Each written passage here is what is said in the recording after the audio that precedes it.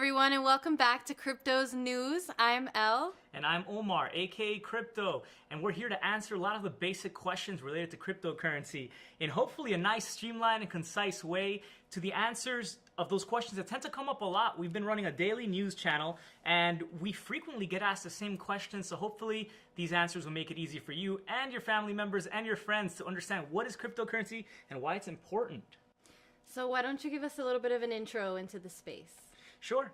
So when it came to me, I became really interested in tech stocks. I was investing in Microsoft, Intel, and stocks that I felt like would lead the charge into this Internet of Things, this technological revolution that's been like a train coming really, really hard that you cannot slow down as technology gets adopted more and more by the mainstream and tends to be all over our lives, just ubiquitous in everything. And while I was trading these stocks, I happened to come across Bitcoin, which I'd heard of before. And I thought to myself, oh, interesting. There was some really bad news about Bitcoin today, and the price seems to have taken a hit. And I thought, let me buy some because I know you should buy on the dip. And so I bought some Bitcoin, and the more I was in the space holding the Bitcoin, watching my money go up, all I could think was, wow, this is incredible. And I stopped eating and sleeping, trying to understand how this could really take over the world, and not just for money purposes, but really to make all of our lives better. So what's really interesting also is that we have all of this economic uncertainty around the world. There are crashes that happen about every single 10 years. One around 1998, 1988, and 1987. There was one in the tech stock in 2000s. 2008 was the most recent one, and that was a really bad one because the banks pretty much all collapsed. They didn't actually have the money available to give the consumers that put their money inside of the bank. See, what most people don't realize is that when we put money in the bank lends out about 9 times what we put inside of the bank. So if we were all to go to the bank because we're not sure if the economy is a safe place to keep, it's a safe time to keep our money in the bank because the economy is looking uncertain and we all run to the bank at the same time, and the bank doesn't have that money to give all of us our money because they lend out 9 times that money and then charge interest to other parties in order to do what banks do, which is make money. So they loan out that money in the form of mortgages and cars. Then that's what's called a bank run if we all go to the bank. It happened in Greece. It happens all around the world when banks collapse. And so it was supposed to start in 2008, and they got bailed out. Wall Street got bailed out. There was a big movement that happened. People were very, very upset, except this time we can't do the same thing. We will not be able to bail out the banks the next crash. Some speculate it could happen this year. It could happen next year for various reasons.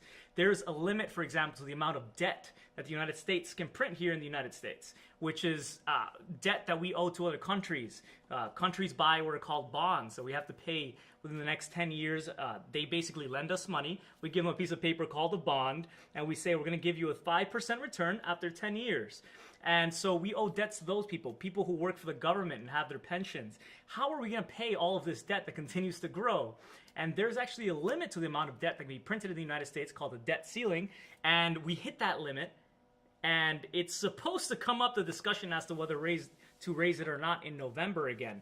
And that is always it's bad both politically, economically, and it means that we're going to have to print more and more money, causing inflation, meaning that more and more people have dollars in their pockets, there are more dollars in circulation, therefore everything around us will cost more. So we like to assume that those dollars are going to be in our pockets, right, that are printed, except they go to the heads of CEOs, they go to the banksters, they go to other governments, they go to pay debts that are not reaching the people who need that money. And so Bitcoin gives us an opportunity now to really change the whole system, because really money is power.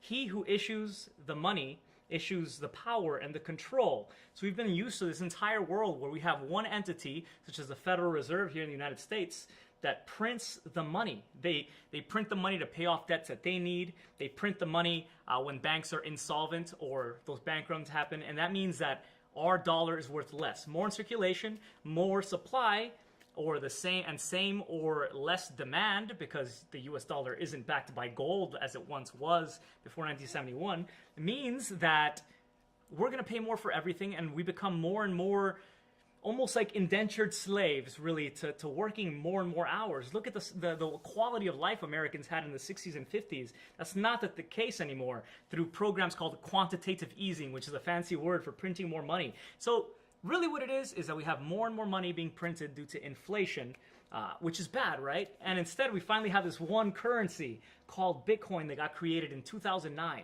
I think it was a ninja. I think it might have been a blessing from God, if you believe in God. I think it was a creation of the universe, and some individual, a woman, a man, a group, a government, a country, an anarchist, whoever they were, a time traveler from the future who knew that Bitcoin would save us, came and published this white paper, and he said electronic peer-to-peer cash system, which would be a system of money where I don't have to wait for the bank to print the money before I can use it. I don't have to deposit the money in the bank and then swipe a card. Basically, it takes intermediaries out of it. I can send money directly to you. I can store value for the work that I've done inside a unit, which is what money really is. It's when you say, hey, I did a lot of work and I want your services, but how do I transfer that value, right? Okay, you raise cows and I create chicken eggs. How many chicken eggs would it cost for me to buy a cow? Way too many, probably. And so we need one sort of stable unit of currency to store that value of work or production or good, and that's what money really is. So money should be something that stores your value. And when you have something like the dollar that's a meal, or the pound or the yen or pretty much any local fiat currency, that's the word for these paper currencies around the world, they're immediately losing value the minute they're in your pocket, which is terrible if you really think about it, especially for people who like to save money. So Bitcoin got me excited because it's a real savings account. It goes up over time. It doesn't lose value. It works because there are only 21 million of them that will ever exist. And only by the year 2145 will they ever exist. We'll explain why in just a little bit to the viewers. But the point is, we actually have a deflationary currency because people lose Bitcoin and no more will ever be created. And it's a great hedge against these currencies that exist. All right, so we're going to start out with some really simple questions, so bear with us, but there are people who, believe it or not, don't know what Bitcoin is. So Omar, what is a Bitcoin? That is such a great question. Well, it wasn't the first digital currency, but it is the first cryptocurrency that has gone mainstream, meaning it's a cryptographic currency that is secret and private. It lives only in the internet, and there is a limited supply. But really what it is, it's the first currency, only 21 million will ever exist. They're created via a process called mining, whereby you leave a computer on in the corner of your room or multiple computers, and they solve a very intense math problem that gets generated about every 10 minutes. And this math problem is sent to every computer around the world that is mining Bitcoin. However, the computer that solves that problem first, because it is the hardest working computer with the best parts, the most up-to-speed parts, gets the reward. Originally, in 2009, it was 50 Bitcoin. However, what's amazing about Bitcoin is that every 4 years, there's this event called the halvening. So basically, the reward that is given out to the miner, the computer that solves that problem, it has its own wallet built into the computer, right? Its own address. So automatically 50 Bitcoin are sent to them. Every 4 years, that reward gets halved. So then in 2013, for example, it became 25. At 4 years after that, it became 12.5 Bitcoin. That was the last halvening. So that's the current reward we have for the Bitcoin network. And it'll continue to happen until we finally have all 21 million Bitcoin, which are currently not in circulation. So it's beautiful, as we talked about before, deflationary. All right, so why don't you go ahead and tell us what some of these other coin names are, like Ethereum and Dash. What are those? So the first one was Bitcoin. They all have slightly different ways that they work. For example, Bitcoin has these 10-minute blocks. And a block is really a ledger. So a ledger, for example, is saying Alice sent Bob 1 Bitcoin. Bob sent Sue 3 Bitcoin.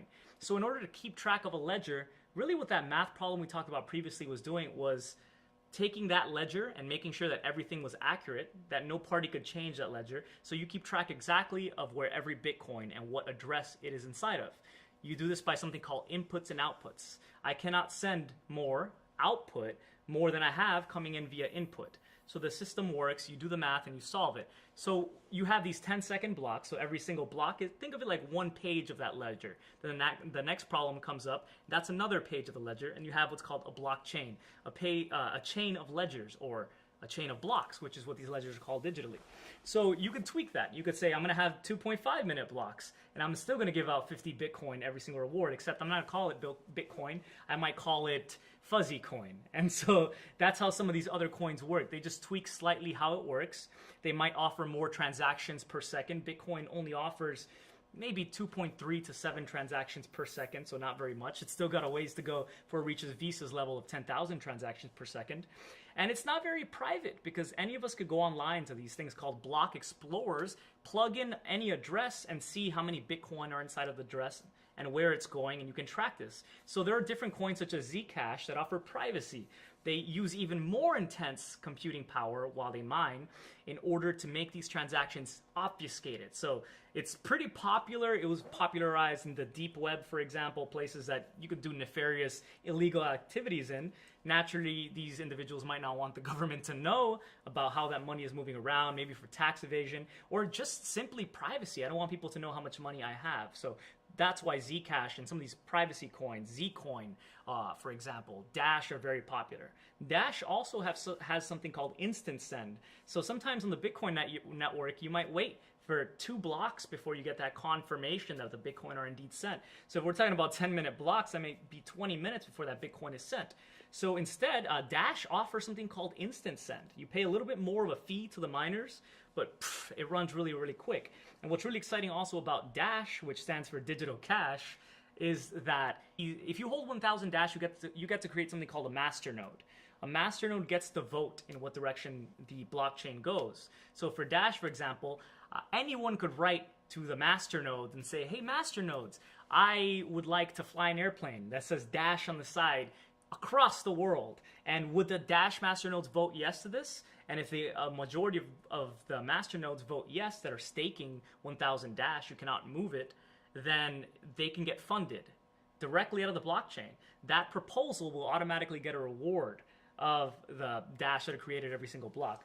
And what's interesting too is that you can stake Dash. So just by holding it in there, you might get more Dash like every single week or every single month. That's exciting. Also, Ethereum is probably the most exciting to me. That's why I started this channel. It's created something called smart contracts. So programmable money for the first time, meaning it's not just digital, but I can actually tell the money what to do.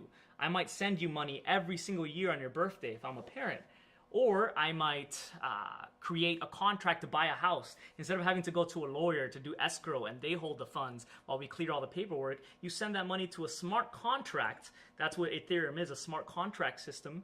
And you leave it in that contract until both parties sign with their private keys or their Ethereum wallets that indeed the requirements of the smart contract have been met and the money goes where it needs to be. So now we can cut out all sorts of intermediaries. We can cut out banks completely. We can create new financial systems. And because it's a Turing-complete code system that was built for Ethereum, you can actually write applications that can never be stopped. Because instead of living on one server, they live on all of the people mining Ethereum. So you'd have to shut down the entire internet processing these applications in order to shut down an Ethereum-built application. So Ethereum has become very, very popular because of this. You can think of any idea, anything that currently exists, and port it over from a centralized, Facebook or Equifax, which recently got hacked, a credit monitoring agency. And they had 143 million Americans' information, social security, names, phone numbers, addresses. They got hacked because they weren't secure and they were one location. Instead, you sent that information to every computer around the world, but I can only reveal that if I have the right wallet and key to that information, which is completely different than the systems we live in now. So you can port so many applications over into Ethereum. It's got pretty much the whole world looking at this, very excited. So now that we know what these coins are and what they can do, how do we buy or sell these coins? Such a good question. There are different websites. For example, the most popular one here in the United States is called Coinbase.com. Very secure, been around for a very long time. You literally go to Coinbase.com or download their application on your phone. You send them maybe your license, maybe a picture. They need to get this information to the right entities and the government, of course. And then you pretty much get verified and you can just buy Bitcoin. You link your bank to it. They ask you for bank account information. And you buy Bitcoin. You don't have to buy the whole Bitcoin either. So, if Bitcoin is $5,000, that doesn't mean you have to buy $5,000 to buy one Bitcoin. You can buy $20 worth of Bitcoin. For example, you might buy 0.0023 Bitcoin. But if tomorrow Bitcoin goes up 100%, I mean, whatever you put in there, if it was $20, is now $40. So it's really approachable. Anyone can pretty much invest into Bitcoin at any amount, $5 a week, $10 a week, $20 a week. And then also, if you want to sell that Bitcoin, it lives on that Coinbase account, for example, if you keep it there and don't get your own private wallet. So you would just hit sell instead of clicking buy, finding out the current price and buying $20 worth of Bitcoin. You say, I want to sell $20 worth of Bitcoin. So if it became $40 worth of Bitcoin because it went up 100%, you might want to take out your initial investments. You might sell $20. And I mean, Coinbase recently also enabled instant purchases and sells, so it'll show up in your bank immediately, pretty much. Nice. Up to a certain limit, yes. But it's that simple. And what if we wanted to buy something that wasn't Bitcoin? That's a great question. There are multiple exchanges that exist. Some of the most popular include Poloniex, Poloniex, and that's where this shirt is from. There was this famous troll bot, so people used to chat in real time while they purchase these different cryptocurrencies that exist. So it's very exciting, actually, because you go on there and you find an order, somebody's selling on a currency you might want to buy. You might want to buy some Monero. So you go on there and somebody is willing to buy some Bitcoin and sell you Monero. So it's that simple. You'll see a bunch of different coins available. And some of the more other popular ones include Bittrex, Bittrex, Binance, Binance, Kraken, Kraken, which you can purchase Bitcoin directly there, I believe, with a bank account or a wire transfer. But most of these, you first need to deposit Bitcoin or Ethereum before you can purchase. You can't just buy on there with your credit cards. You first need to buy somewhere like Coinbase and then transfer over to that exchange, change it for whatever you want, and then withdraw that to a personal wallet. Okay, so basically Bitcoin is your way in, and then if you wanted to get one of these other coins, you would have to then move your Bitcoin to an exchange where you can actually do that. How would we store these coins? We wouldn't want to keep them on this exchange, would we? No, you might not. For example, I mean, we're talking about decentralized options versus centralized options. So if you're keeping your coins on these centralized locations or somebody else managing your coins and they suddenly went offline, it's happened before, or they had some sort of hack and your coins can just disappear like that. They're not insured. Things are very unregulated right now. It's like the wild, wild west. So you definitely want to control your cryptocurrencies. So what I use is called the Ledger Nano S hardware wallet.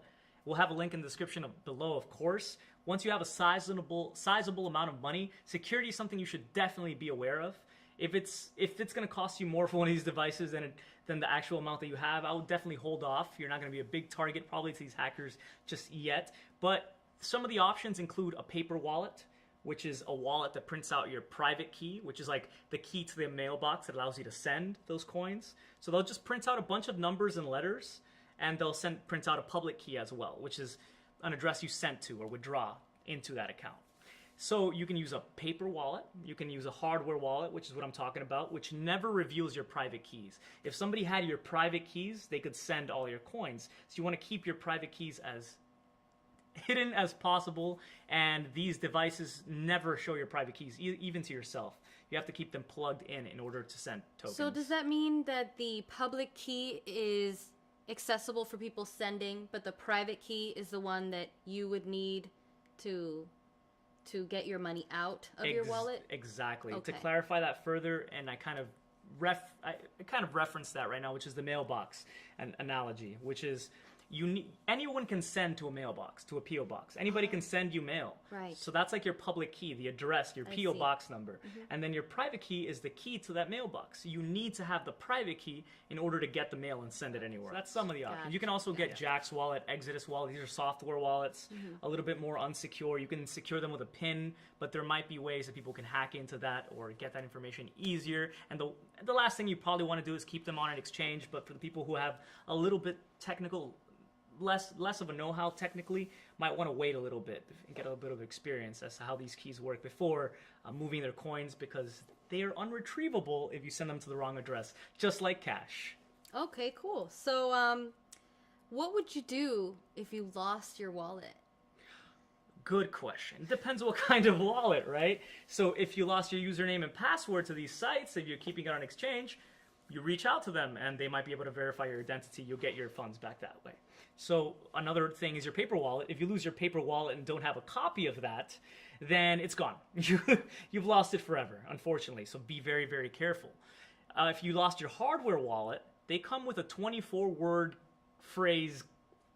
Basically, it comes with a piece of paper where you write down 24 words that they give you for your specific device. And if you lost your device, you would pull out that piece of paper, order a new device, and restore using those words. That simple. So you can lose them, you can burn them in a fire, and you'll always have access to that if you have your words. Now, you don't want to take pictures of these words and put them online, put them on Instagram, because there are ways people can get that information. Yeah, guys, the minute you take a picture, it's already geotagged.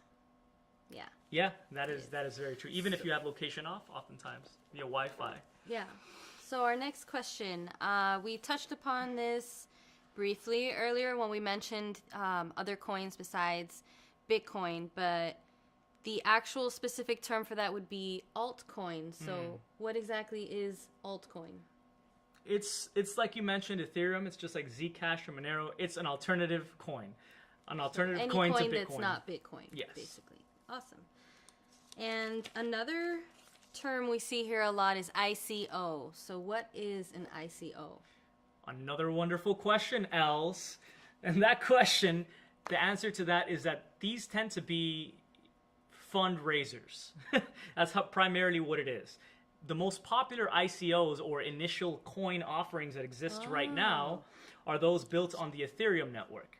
And so, for example, I might offer a coin called Fluffy Coin, and I would build it on the Ethereum network via smart contracts. And in these contracts, this contract would say, if you send me 5 Ether, I will send you 500 Fluffy Coins. And then in the future, I'm going to program these Fluffy Coins to give me access to a new kind of YouTube that doesn't have YouTube in the center, maybe taking more profit. And so you can create a platform. So really, ICOs are a way for people to promise value or a platform in the future, and possibly even revenue. If you hold these tokens, you'll get a trickle of whatever revenue the platform makes over time. So it's a way for people to raise money, and most equated to IPOs, or initial public offerings, which are like, I issue a stock or a share of the company. Instead, I issue you a share of the Ethereum-based decentralized application, DApp. So that's one way that people make money these days. So an ICO basically is like, does that mean it's trying to raise money for not just the coin, but also for the technology that they're going to be offering? Is that how that works? Yes. See, the whole thing about Ethereum is that it takes central parties out of it. So what they try to do generally is create, for example, a non-profit company, or they make a for-profit company, and they say, we're going to develop this platform for the world.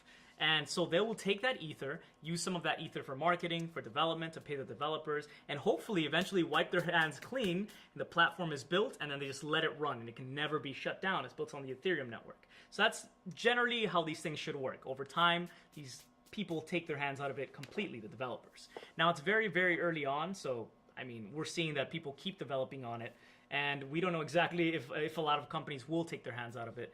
But yes, generally that's how it works, and they might get revenue, dividends. For example, there's this one called Either Roll. So what they did was build a smart contract platform. People can roll a bunch of dice on the Ethereum network on a website, and you send, for example, gamble 1 Ether, and if you roll below a certain number, you get a bunch of Ether. You might double your Ether, for example, and then 1% of that goes to the house, and the house is really everybody who's holding these roll tokens gets a share of that. So it's already running. Oh. And so that's almost like a dividend. I see. Yeah. Well, speaking of Ether, the other day we just had a fork, right? Fork, yeah. So what is a fork? And I understand there's a hard fork and soft fork. What is the difference there? Wonderful question. Again, you're so good. Well, we were talking about the blockchains, right? So the blockchains being every few minutes or seconds or whatever that particular blockchain is, whether it's Ethereum or Bitcoin, what it does is that it has one history. Running our mining rigs or our computers, we're all validating all the transactions that have ever happened over time. It's beautiful. We all get a copy of that ledger, and then we all make sure that it's not manipulated. It's the same ledger, and then we make the next block has a new ledger with the new transactions that have happened. It's a beautiful system. You'd have to control 51% of the computers in order to manipulate it and change that somehow. So the more and more people mining, the better and better it is for security. of the network. So it becomes more and more difficult for a government or anything to control it. Now, since we all share that same history, it might come a point where, one developer says, okay, I'm going to create a wallet. And in this wallet, I'm going to make it so it has 20-minute blocks for Bitcoin because I want to reduce the inflation. So instead of 12.5 every 10 minutes, it's going to be 12.5 every 20 minutes. Every single page is now, or block is going to take 20 minutes. And he might have a disagreement with another developer who says, hey, no, we think it should stay the exact same. I think it should still say 10 minutes. But you want to have 6.5-minute blocks. And so you have a debate and you have an argument. And at one point in time, they might say on block 1,500,000, because they're all numbered, we, no matter what, are going to, on the next block with anybody running our software, make it so it's 20-minute blocks. And so they do what's called a split.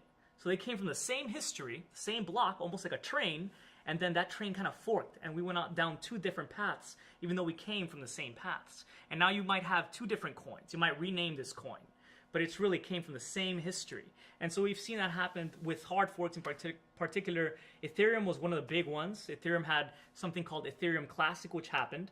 And so Ethereum Classic and Ethereum had the exact same history until that point in time. And now they have two separate communities with two separate groups of developers. And that's pretty much what that is. So Bitcoin has had its own as well. Some people might want to upgrade Bitcoin because they want to increase the amount of transactions that can fit per block. And they thought it would be better this way, and some thought it should stay this way, and then they would change the way the protocol works in this way to make it so more people can use it. But there were debates about that. And so we're having multiple hard forks, which is incompatible with previous wallet versions. I can't use the wallet version for 10-minute Bitcoin if I'm now using the 20-minute blocks. I can't send to that old address, so it's incompatible. Soft forks are very similar, except they are compatible. So I can, for example, with this new SegWit Bitcoin, I can send to a non-SegWit wallet. So basically, a soft fork means I can still send to people who are using the old kind of software as well. So it's just about compatibility. Yes. Okay. So this is probably the best question out of all of them. What about taxes? Excellent question, Els, again. So taxes, definitely something you want to be concerned about. The official word that we hear in the United States, actually there is no official word. The word is dependent on which department we look at. So it could be the IRS that looks at it like property. So they want to charge it like property. You might be paying 30% taxes, but only in some cases, some lawyers and attorneys definitely consult a professional, will tell you that it's only when you sell to cash. So if I'm trading Bitcoin for Ethereum, that might not be a taxable event, right? I wouldn't have to report that later on in my taxes. However, if I'm selling Bitcoin on Coinbase for dollars and moving that to my checking account, I would want to keep track of that because I most likely would pay taxes for that. So that's dependable. Really, if you want to be the safest, you'll record every single thing you do. So if you trade Bitcoin for Zcash, record that. And if you're a miner, that's something else too. It's important. If you're mining, you have to be aware that if I mined this cryptocurrency at this time, at this price, and I sold it when it got to this price, then I'm going to have to pay the tax difference. So if you're going to be very careful and cautious, that's really the way to approach this right now, is to keep track of that. There are different applications, however, that will do this for you. There's this one called Bitcoin.tax. It plugs right into different exchanges, downloads all the information, and then asks you if you mined, for example, some of that and it didn't come from just trades, you could input that as an exception, and it would make things very easy for you. But definitely check with a professional. That's very helpful. What exactly is trading? When you go to one of these exchanges and you trade one cryptocurrency for another. That's what it is. Now, in Wall Street, you look, most of the trading that happens between different stocks happens between 10 a.m. and 4 p.m. New York time, or dependent if you're in London or whatever it is. So there's a time when the financial headquarters are open. What's great about cryptocurrency is that you can trade whenever you want, 24 hours a day. You can find out what prices are at, and you think you're going to get a banging deal on this cryptocurrency. You would buy it when it's on the down low and sell it when it's on the up high, and you would try to do that. So there are different kinds of trading. There are day trading, which is throughout the course of the day, you have mental panic attacks every single time the price ticks up and down. Or you could be a swing trader, which is a little bit better. You wait maybe the whole course of a week and you look at the natural, Bitcoin's headed down, but I'm pretty sure next week it's going to be moving up. So you follow that trend and you don't just look at every single movement. or you don't trade at all and you just hold, which is usually, unless you have 18 years of experience plus in traditional markets or even this kind of markets, as long as you have studied it. Let's say you're into cryptocurrencies, you're into it for 5 years, and maybe you should trade. But if you're not, you're better off holding it. And time in the market beats timing the market almost 100% of the time. So it's nice to look for a quick buck, but more than likely you're going to end up paying that in fees, lost money, and at least it'll be a learning experience. We all lose money at some point, but if you don't trade, you generally, nobody has ever lost money just holding Bitcoin, for example. Right. So trading is a possibility, but if you are very new to the space, it's not really recommended. Maybe take some time to become a little more familiar before you move into that. There are these people called whales, and these whales have way more money than you and I. And they will start doing what's called pumping a coin up the price, so that people do what's called FOMO, fear of missing out. And then when the coin starts pumping, more people are like, oh, I want to buy that coin because it's going to go to the moon. And then they buy in and the price crashes because the whale sells all the initial tokens that he bought on this exchange. The price starts going down and then you lose money. So that's the most common way people lose money, is through manipulation or pumps and dumps. And so you have to avoid these as best as you can. So pump and dump, meaning they try to spread the word and get people into the space. They try to drive the price up as high as they can. This is going to be the next Bitcoin. Don't miss out. Then they dump it. And then the price crashes. To lose money. Moving on to our next question. What is the difference between a centralized and decentralized exchange? The difference between that is whether it's built on smart contracts currently. So decentralized meaning that it's held in contracts that exist only in numerals, and there's no server, no company in the middle.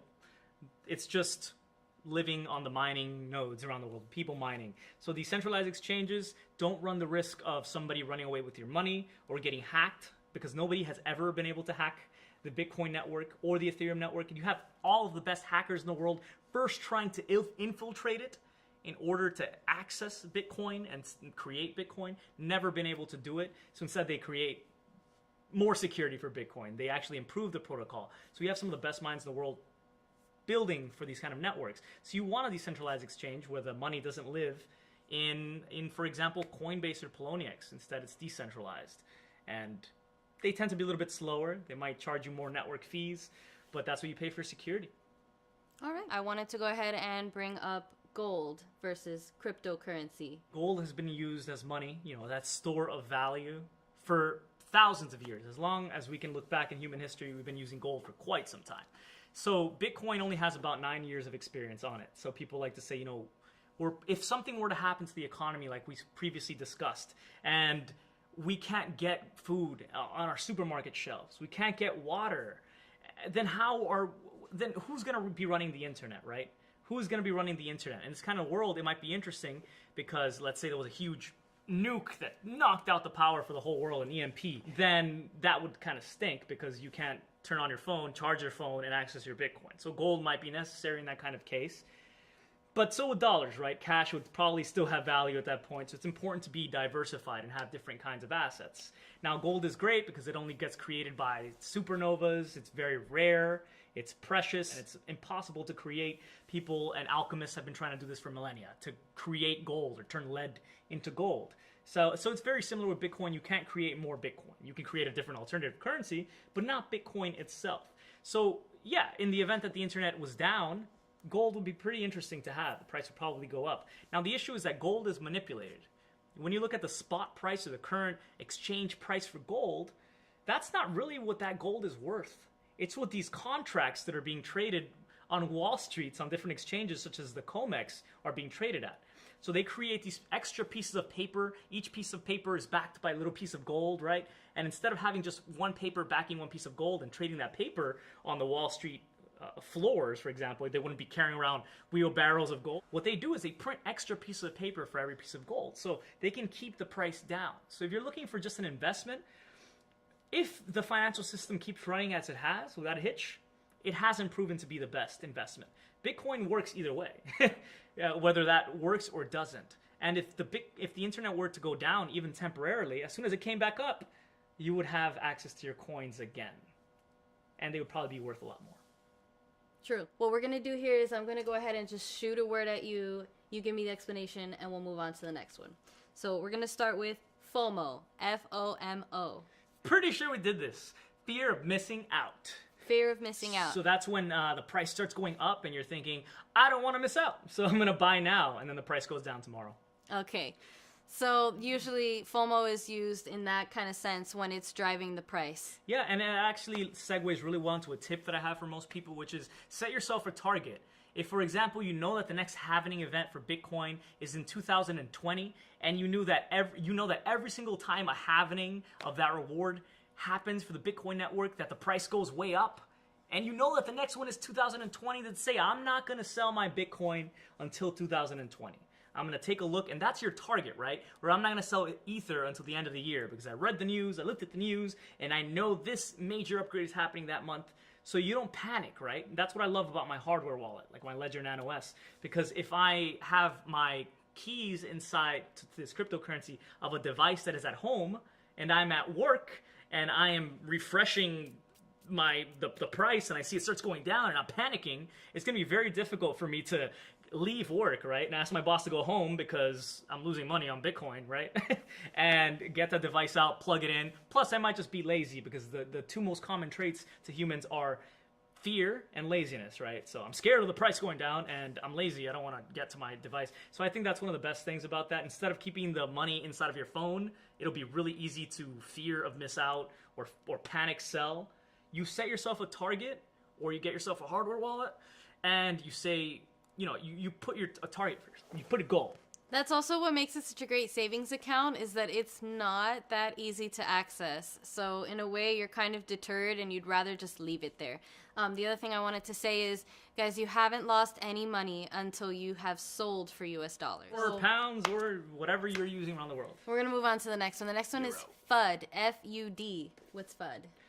That's a good question, because even though I've been in this space for about 3 years, it took me till last month to figure out what it actually meant. I keep looking it up. Okay, the word means fear, uncertainty, and doubt. That's what that means. Fear, uncertainty, and doubt, which is a word thrown around, especially on message boards, social media, YouTube, saying that somebody is creating FUD about this coin.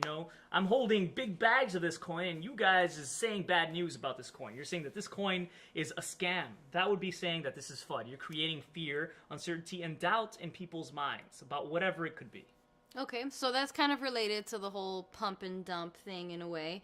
It's basically just ways for people to try, again, to drive the price, either up or down, according to however it will suit them best. Let me see, I had two more. Moon. What does it mean when people say moon? Well, we had this lord called Vitalik, the creator of Ethereum, and he apparently is on the moon currently with the Lamborghini. Moon means that we are going sky high in the price. That's all it means. So people like to say Pluto. Screw the moon, we're going to Pluto. So it's just for excitement purposes then. Yeah. Yes, it gets people excited. It's a community term. All right, so this last one is my favorite one. It's HODL. H-O-D-L.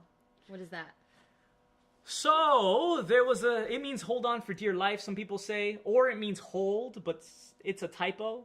And most likely it's a typo. There was a message board post on one of the most popular Bitcoin message boards called Bitcoin Talk, and this gentleman went on there to write a great post back in, I believe, 2013, and this gentleman put a thread together, and he said, I'm here at this bar, and I'm having a drink, and my girlfriend's at home, my wife, and I'm not a trader, and people's trading just said, you missed out on this coin's going up, and it's gonna go up, and I missed it, and my friends are making money, and I have no idea, so I hodl.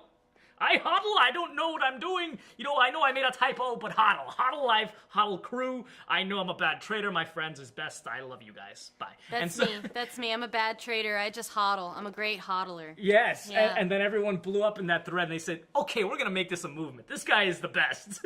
Yes. And so we all hodl now, which is time in the market beats timing the market. You do not sell, like she said. They're not realized losses or realized profits until you hit that sell button. They're not real. I think we're going to go ahead and wrap things up here, unless you had anything final you wanted to say. Yes. Well, to go back completely. So Bitcoin was the first cryptocurrency. Now you're going to hear about others like Litecoin. better blocks, gets the upgrades quicker. So it's like the test network for Litecoin. But I think Ethereum is a very exciting coin, not just because of ICOs to raise money for companies like we talked about, or smart contracts. Well, really it is smart contracts. It's going to enable so many different things by cutting middlemen out of there, by putting our identities in our pocket through platforms like Uport.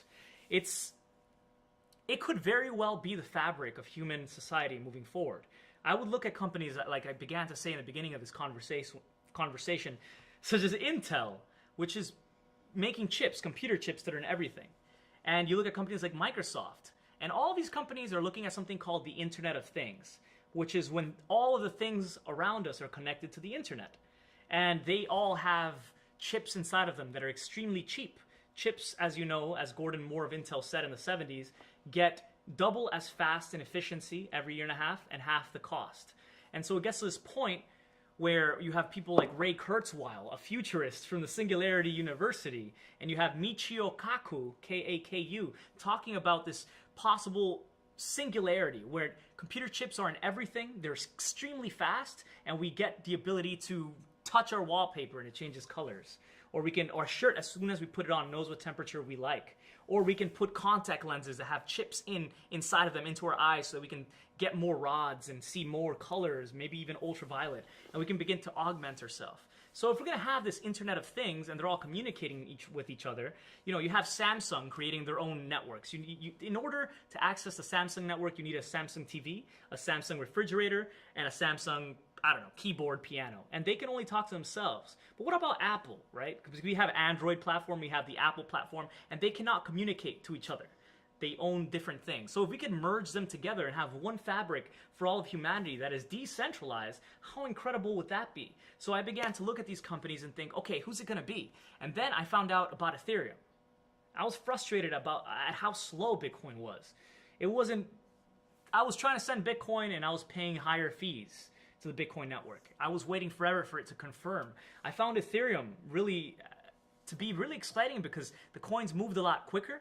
It was a new platform that was being built with such a positive energy. And they had the smart contracts. And they have smart contracts, meaning you can also put little nodes, little mining nodes inside of little chips and have that run the Ethereum network, and connect to the Ethereum network in order to plug into a smart contract. So now we can put smart contracts in everything around us, and we can pay with little ether value for whatever services. I mean, we could have technology talking to each other as well. We might not be around in the future to enjoy all of the benefits that Ethereum or some of these other cryptocurrencies like IOTA will offer. But I think it's such an exciting time to be alive. It's really like watching the internet. I've met so many people who were around when the internet was created, and they said I wasn't there to seize the day when the internet was created. I wasn't ready. But now I see cryptocurrency, and it's just like it was back then times 10, the more you dig in. So I encourage people to get out to conferences, watch videos, check out Reddit is a wonderful source for information, Reddit, Bitcoin Talk. You're going to find out about new coins there all the time and relevant message boards. And you see communities springing up everywhere. We have an official Facebook group, the Cryptos News group, and we have such a great community out there, moderators making sure the topics are welcoming to both new and experienced people, and get to be a part of the community. You do not have to be an indentured slave anymore. Get over to steemit.com, steemit.com, and instead of posting some of your amazing commentary on Facebook, you might have an extremely great rant about how lobsters have feelings, like I did one day, that you write out on Facebook. They do have feelings, they are animals. And instead of putting it on Facebook and people give you likes, and then really Facebook is just selling your data over to maybe seafood restaurants to let them know you wouldn't care for lobster, maybe ship you meat instead. So instead of that, people taking away your data and your control, and it's a free service, you can put it on steemit.com, and every time somebody hits you an upvote for that amazing piece of content you did, you get rewarded in free cryptocurrency. So there's really no reason not to get involved, because you don't even need a minimum. You can sign up for Steemit, get rewarded in cryptocurrency right away. You can go to the Yours network, I believe it's yours.org, YOURS, and you can also write an incredible blog. Someone wrote a book on the Yours network, put it up, and they charged micropayments. They weren't possible before. PayPal charges, I believe, a 30-cent fee in order to allow you to withdraw or to charge for something. So now we can finally charge 1 penny for something, for an article, if I felt like charging 1 penny. So it invites people to read your article, payable through cryptocurrencies, because they evolve financial systems in ways that haven't been possible before because of the huge fees that middlemen take. So that's one possible application of it, micropayments, that is very exciting. Really endless applications are possible. And so I invite you to educate yourself, those around you, as you begin to learn more and get excited, and share the knowledge and input your value into this new system of value, and participate, grow the network, take care of yourselves, and not only survive if there's a possible economic collapse or not, but prosper in the meantime. I think in the future we'll all be using digital currencies. Any of your final thoughts for the audience? That's it for our show, guys. We hope you enjoyed watching. Welcome to the Cryptos News channel. I hope you guys had fun learning about cryptocurrencies with us. And please like and subscribe to our channel if you enjoyed this video. Leave your comments down below, and we'll be more than happy to reach out to you guys. See ya. Order $100 or more at cryptohwwallet.com using my referral link below to receive $5 off your order. Also, be sure to pick up one of their new genuine leather cases for your Ledger Blue Keep Keyword Treasure and rock them in style. And how?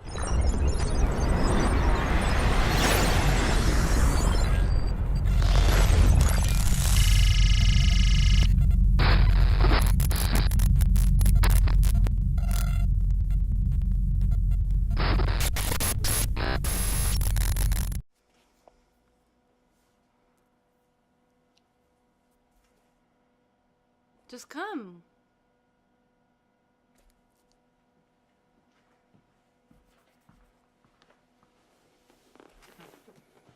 Well. Hi. Hello there. Welcome back to Cryptos News. Hello, everyone. I'm Omar, aka Crypto, and this is... L. Actually, you should go first. I'm going to talk. All right, I'll do it. Go ahead. You're the host. I'm the hostess. Hi, everyone. Welcome back to Cryptos News. I'm L, and this is Omar Bam. aka Crypto. Let's Okay. do it again. Bloopers. Okay.